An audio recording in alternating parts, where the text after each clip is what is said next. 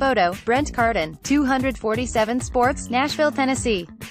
South Carolina scored 7 runs over the final 3 innings to leave Hawkins Field with a 10-9 win over Vanderbilt and the first series victory over the division rival on the road since 2012.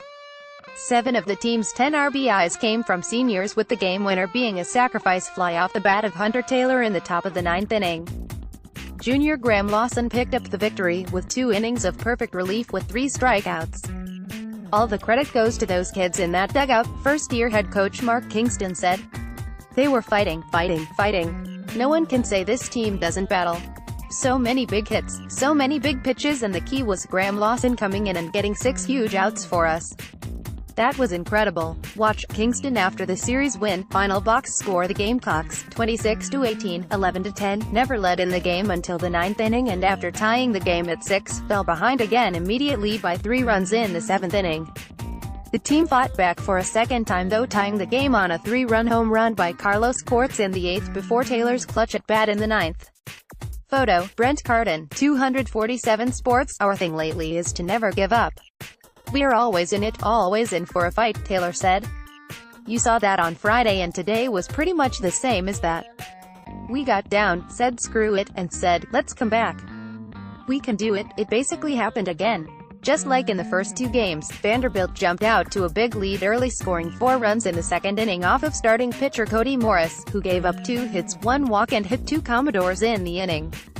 South Carolina's starting pitchers struggled all weekend, combining to give up 18 runs in just 8 innings pitched. The short outings strained a thin bullpen. "Our starting pitchers need to be better than they were this weekend, all 3 guys," Kingston said. "You're only as good as your starting pitching. Our offense was able to bail them out 3 of our last 4 games, but they need to be better." The Gamecocks wouldn't go away quietly after chipping away at the deficit. Senior Jonah Bride launched a 2-run home run in the 3rd inning, which was his 3rd blast of the season. After the teams traded runs in the 6th, the Gamecocks tied the game in the 7th. A sacrifice fly by Bride, then back-to-back RBI hits from seniors Justin Rowe and Madison Stokes tied the game at 6 apiece.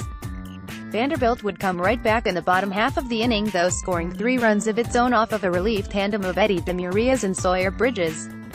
Demurias, who allowed only 1 run in 4 innings prior to the 7th, gave up a leadoff double before being lifted from the game in favor of Bridges. The sophomore walked 2 and gave up 2 hits as the Commodores took a 3-run lead again after 7 innings.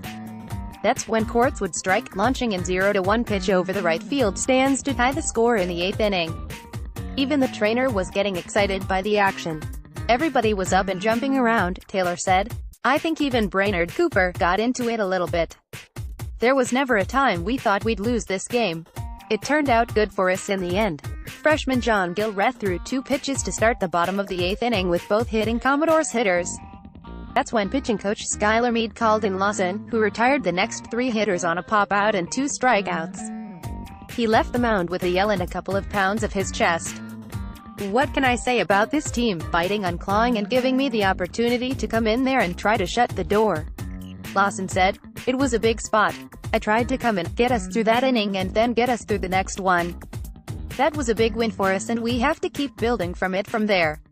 The winning run was gifted for the Gamecocks as Jacob Olson, who was hitless on the day, was hit by a pitch to lead off the inning.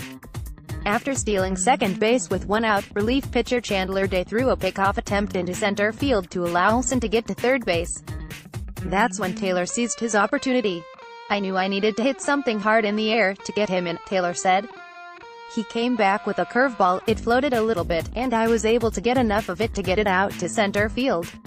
Bride joined Cortes with a 3 RBI day as he was 2 for 3 on the afternoon to raise his average to .329 on the season. Stokes had 2 RBIs, which included his 8th home run of the season. South Carolina does not have a midweek game due to exams. They'll next take the field on Friday at 7 p.m. at Founders Park. The game will be broadcast on SEC Network. Stay connected. Sign up for our newsletter, not a VIP member. Try us.